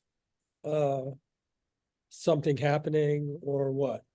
I think it's somewhat ambiguous. The point is that the whole point of this article is that the Situationists are in favor of a society of generalized self-management, where everybody, it's sort of, there's no hierarchy, et cetera. And they also believe that this historical thing that has been called workers' councils is a promising, suggestive thing, like it has spontaneously appeared in the past. It's not something they just made up, to fulfill their fantasies. It's something that has consistently reappeared whenever things get really radical, because it almost has to be. It's the logical conclusion, like, how do we do this? But it also has these different nuances. You can have workers' councils that could be just a subset of the government. Or you could have workers' councils, as the Situationists wish, where the workers' councils had replaced the government. There wasn't, this was an alternate way of doing this. So whatever, but, and so in this context, people like Riesel are saying, well, let's analyze this. Is such and such a count? For example, you could look at Solidarity Union in Poland and say, was that a workers' council? It called itself a union, but it was kind of functioning like a council, sort of. And so I'm not so concerned about the label. I think you can say, well, yeah, it did have some councilist features there, however it ended up. So anyway, they have the general idea that if you want to actually change the world, you have to have a lot of the workers involved, for one thing, because those are the the vast majority of people, plus they're the kind of people who make stuff happen. So you can envisage like taking over a factory, which you're already familiar with, and adjusting it to new uses, or to making the same stuff you were doing, but not giving it to the bosses, giving it away, or various things like that. The workers are the ones who can do that as a mass. So you call that workers' councils. And you envisage that as virtually a necessary part of revolution of the kind we're talking about. Like, you're not going to get there just by having a different government, for example. That's not going to cut it. And you're also not going to get there by just sitting around doing nothing on the grounds that you don't want to manipulate anybody. That's kind of what critiquing eco for. So they're saying, okay, so if you ask us for our program, what we're proposing workers' councils. And if you could say they were a councilist organization in a sense, but what they were envisaging, remember, the SI was kind of a particular organization that was of its time, and it included all these cultural things that they did in the 50s. They're kind of coming from where they are and moving out, to making some general things. So they're envisaging that after May 68 and things like that, if those keep cropping up, there will be more and more groupings of people who, whether or not they are doing this all the time or just kind of hanging out until something happens and then rushing in to accelerate it, there will be people that agree with that policy. And that Right. policy is not necessarily the full situationist thing. Maybe they don't know what the spectacle is, or what Debord means by reification or something, you know, but they may know enough to say, we are in favor of this total democracy kind of thing of workers. So do you think like various aspects of the collective movement in various places in the West Coast, for example, that was involved in or familiar with, or various other places could be, would the situationists, you think, consider them to be councilist organizations or not? Probably not, because if you asked any of those collectivist things, most of them never meant, if you're talking about things in the 60s or 70s or something, most of them never mentioned workers, because they were sort of envisaging, hey, you know, everything should be free and blah, blah, blah, and you know, whatever. The No, issue no, didn't like rarely work- came up, you know, like who's going to run this thing or something. No, when I say collectives, I'm talking specifically about workers' collectives, like the Cheese Board, for example, in Berkeley. Okay. Well, that, when they're calling a collective, that's more like a co-op. It's like a workers' co-op. Huh, I mean, they call themselves a collective, but like, yeah, co-op, maybe, but I consider co-op to be, I actually have a friend who was involved in Cheese Board, but before that, he was part of like this Berkeley co-op thing. yeah, And the co-op is more like, it's like a organization. It's some sort of corporate organization of workers that, where it's like where there's been co-ops like all over the world, but that's not really, in my view or understanding, the same as collectives, which are actually, make an effort to make decisions collectively. no. Anyway, Co-op is this is the top-down. terminology thing. I don't want to. Not exactly. Yeah, It's the top-down, point co-op is is that top-down. as a group, yeah, you can have a group that's totally democratic and that they sit down and decide everything by consensus or whatever. And you can call that a collective or a democratic, you can call it a commune or whatever. But it's,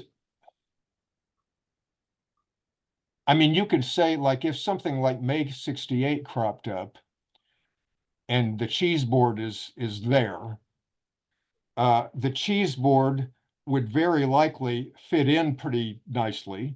I mean, they would say, hey, we already have this thing, so we'll send a delegate to meet to downtown Berkeley with the other things in there.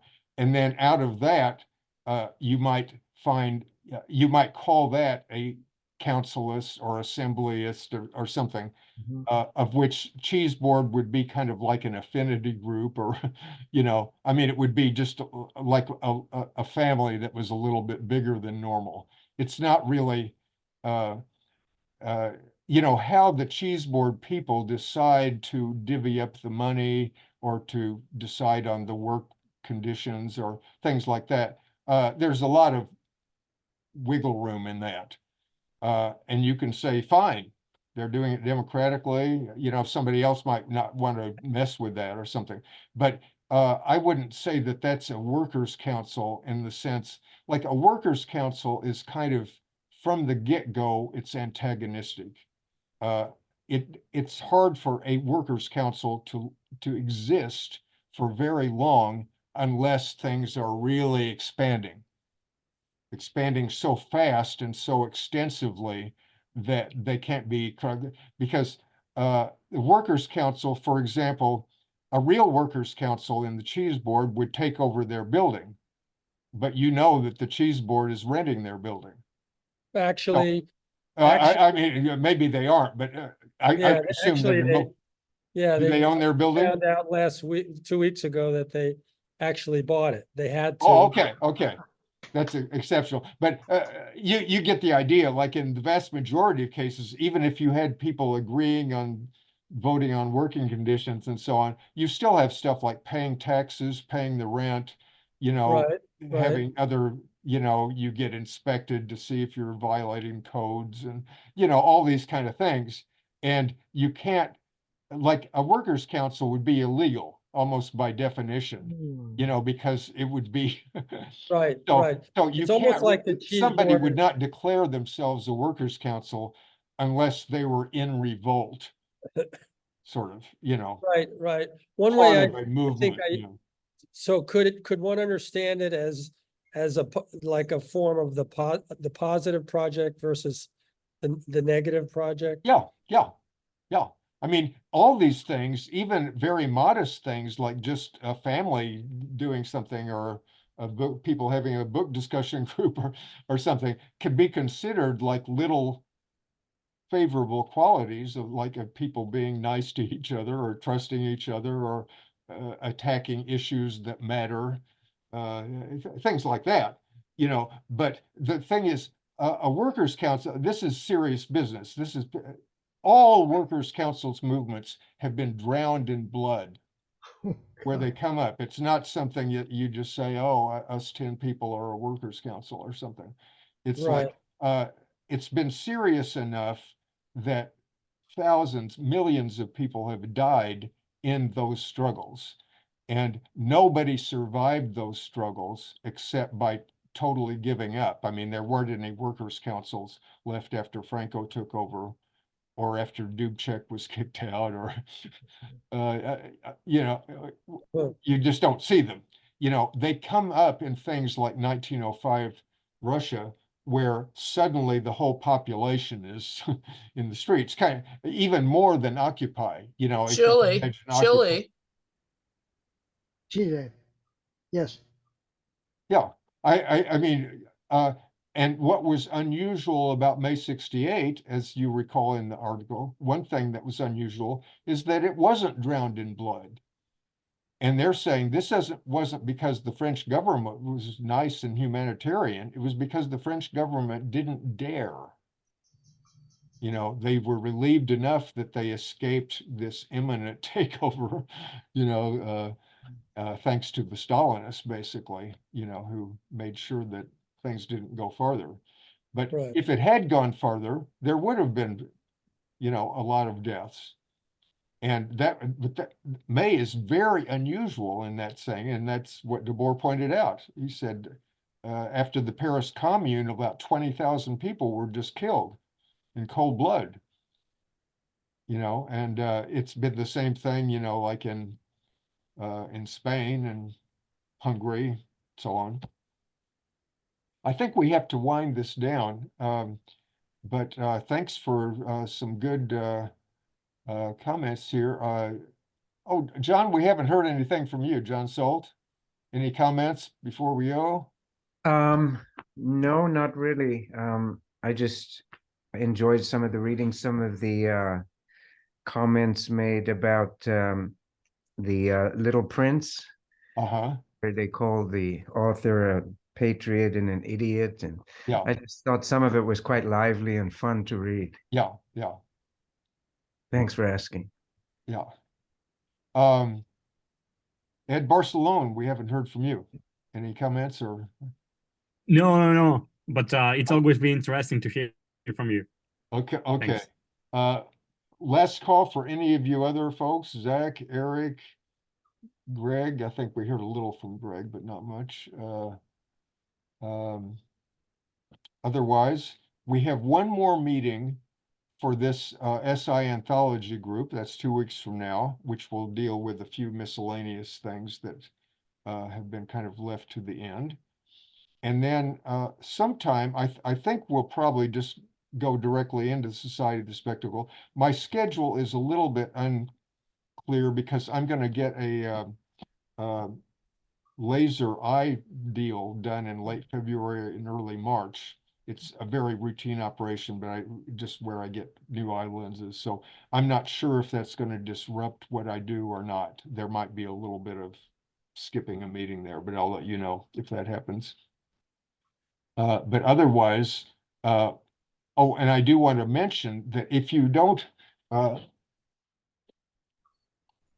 this is the book that you absolutely must have if you want to take part in this discussion, because it's not only the best translation, it's the only annotated translation.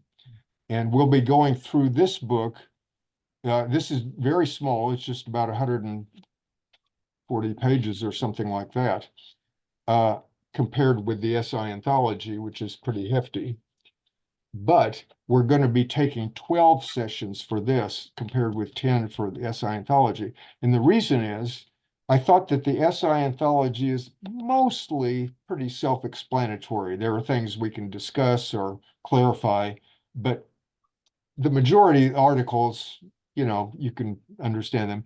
A lot of people, when they approach Society of the Spectacle, they give up after a couple pages and they say, what the hell is this? You know, they think they're like reading Hegel or something. And it isn't that hard, but especially the way it starts out with 2 or 3 relatively abstract chapters, and then you get into historical and cultural things and all that. So Debord wrote it over a period of, you know, a couple of years or something probably.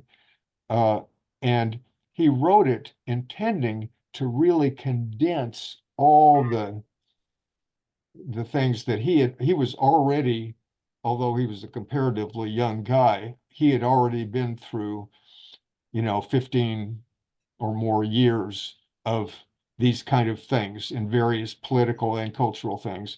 And he's read widely, but very selectively. He didn't waste time with a lot of academic stuff, but he focused on things, you know, that, and he wanted to convey that kind of stuff to other people in a very condensed form. So he will occasionally give a little example. Here's what I mean when, you know, such as this person or this event.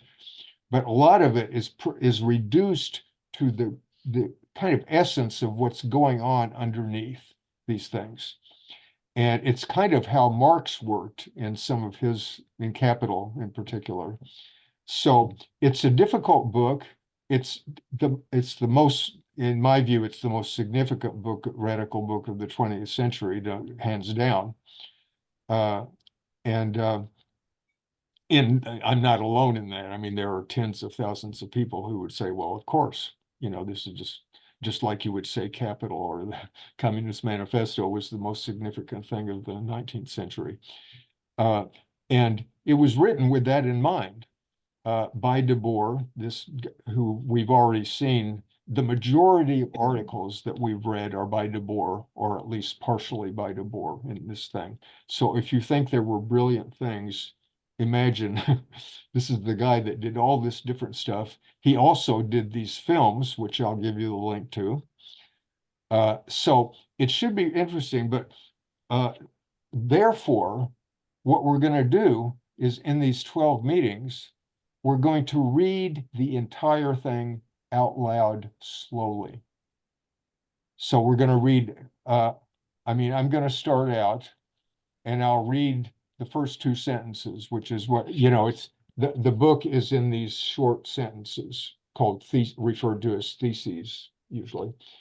And so I'll read the first thesis, which is just 2 sentences long. And then we'll stop. We'll say, okay, what's going on here? I'll explain. Is he making an allusion to something, and so on? And then you're going to say, well, what does he mean by that? Can you give an example? And I'll try to give some examples. And I hope that, you know, we'll still have the Q&A kind of thing as a kind of, but, you know, depending on how many people show up, I mean, right now we're just like 14 people. Maybe 1 or 2 others in couples or something. So if it's like this, we can just have a conversation, just as if we were sitting around a table. But however it works out, I don't think it's going to be like when we had our first meeting here and there were 70 people. Yeah, you know, it was kind of anonymous and all that. So anyway, I've done this. I've gone through this book 2 or 3 times over a period of months back 15 years ago or something like that. And I started out, the first time I ever did it was in 2001. I was with a friend, and she said, well, I'm meeting with a couple of people to discuss Society of the Spectacle. So we met there, in French, of course. And so what they did, whatever chapter they were in, they just, you know, one person would read 3 sentences and then we'd talk about it. Yeah. And then when we were pretty much had that down, the next person would read the next da da da. And so I thought that went pretty well. And so when I came back here, I met with some people, some of whom you will are friends of some people I see here. And starting there, we went through this book, and then we went through a lot of the SI anthology, and then we went through this book again, and then we went through some other stuff like Karl Korsch and Lukács and some other stuff like that. And then so I'm pretty thoroughly acquainted with this stuff, and I've seen it work pretty well. I mean, we went through the book, and almost everybody that started out was there at the end when we were meeting in person. And there's no reason why we can't do that in a Zoom group like this. And we'll still be recording it, you know, so that other people can see it if the timing doesn't work. But I heartily encourage you to get this book. And I also might mention that this book, there aren't too many copies left.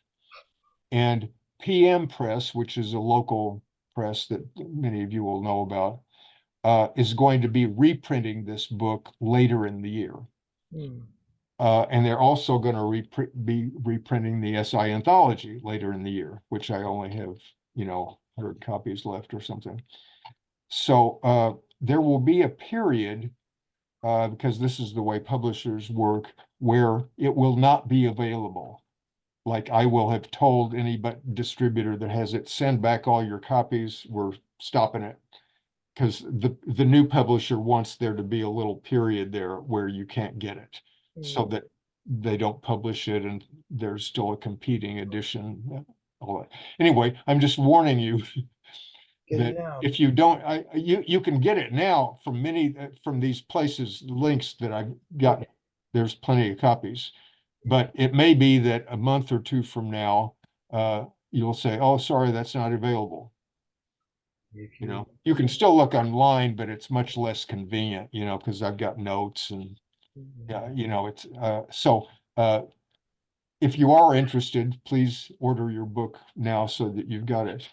And I'm looking forward to it. I think this is a case where with these SI articles, because they're somewhat easier, I don't want to spend 2 years going through, and going through every paragraph or something. I think that if you're interested, you'll go back and reread it, read the notes, and you'll pretty much get whatever you're capable of getting. But with this other thing, we will go through in detail. And I don't understand it all, but I understand most of it, so there you have that you can count on. And there will be things that probably some of you will come in and I'll say, oh yeah, I think you're right there. I never thought of that. Because it's one of these things that when something is sufficiently directed, focused on something, it tends to be like a prism. You look at it from different angles and you're going to see different things in it. And Debord planned it that way. I mean, it's not that he was trying to make this magical thing, but that's how he was, as he said in that article where he's talking about that Marxist guy reproducing, critiquing Society of the Spectacle. And the guy says, oh, the Society of Spectacle just keeps repeating the same point over and over and over. And Debord says, that's what we think of as a characteristic of a dialectical book. That's what Marx did. you take something like capital or the commodity system or wage labor or something like that, and you go over it and over from every kind of angle, and then you find the responses to that, and then you answer the responses, and then by going through that, that takes you somewhere else. You know, it is like, it's not somebody tried to make a maze out of it just to confuse matters. That's how things work. You know, that, and we've seen that in so many times here in this group, or in our literary group for that matter, where we wrestle with something. I said, well, what does the proletariat mean? Does it mean this or this? You know, and it kind of depends. And so we have to sort of go over and say, well, what's the history of this? It depends on what the context is. Is this a council or is it a collective? Well, it depends on what you know, so we have to kind of take apart individual things. And then when we've taken them apart, we sort of put them back together again and say, hey, have we arrived at any general conclusions here? You know, are we seeing that this stuff over here is pretty much just variations of the same thing? Or is it not? You know, so we're taking apart and putting back together and all that. And that's kind of how dialectics works. And this book is like the masterpiece of that. So it should, you know, it will not be no-brainer kind of stuff, but I think that you'll find that it's just so extremely rich that it put, like if you compare, you know, like with these different postmodernists, blah, blah, blah, or something, after you've read this, they just seem like fluff. You know, you can, because Debord never wastes a word. You know, every comma is there for a reason. And I mean, if you look at his manuscripts and so on, you can even see, oh yeah, he was thinking about this, and then he just threw that out and decided to write one sentence instead. But the sentence is there because he's weighing these different events and authors and whatever else, and saying, okay, I think we can sum this up here. Maybe even leave it kind of tantalizing, you know, make the reader check this out. You know, we'll mention this person, you know, without any other comment. And so people like me read that and say, oh, let me find a book by that person, you know, and go find it. Hey, this is interesting, you know, but he didn't go into a whole book review about how great that book was or something. He just mentions it. And sometimes even critically, you know, he says, when so-and-so says this, you know, you have to take that with a grain. You say, oh, he's dumping on, some people say, oh, he's not at all, you know, like if he mentioned somebody, you know, it's pretty much of a praise unless he explicitly said this guy is a jerk or something. So when are we doing Hegel? We're no, No, Hegel. actually, we will learn some things incidentally, but my feeling is with Hegel even more, with Marx to a certain extent, I learned about those things because I read Debord first. Because when I discovered the Situationists, I was an anarchist. I had hardly even read Marx. Marx was the bad guy, you know, because he was supposed to be authoritarian and blah, blah, blah. And it wasn't until, okay, I'm reading on the poverty of student life or, you know, things like that. And I realized, okay, they're bringing Marx in all the time. I need to find out more. So when I actually started reading Marx as opposed to, you know, Che Guevara or, you know, whoever the supposed Chairman Mao or something, it was obvious that it was the same kind of stuff that this was, you know, just as exciting, just as dialectical, just as rich, and just as critical, you know, and so retroactively, I could say, okay, now I understand the Communist Manifesto or what, you know, even Capital or some of those things, because the Situationist stuff, it did hit me enough that I devoured it and I lived with it and I played with it and I experimented with it. So if I wrote a leaflet, I might put a quote from there, you know, or something. And by doing that, I became very familiar with how they work, how this stuff, you know, just have a feel for it. And just like when you learn to swim by going in the water, you know, like you won't learn much about Debord if you just read it. So that's the limitation here. It's still up to you to do something with these things, or it's not very interesting. But if you do, you know, by doing that, then I found, okay, yeah, I see why they're doing that. I see why he's being so critical. Whereas I initially had a reaction, you know, against that.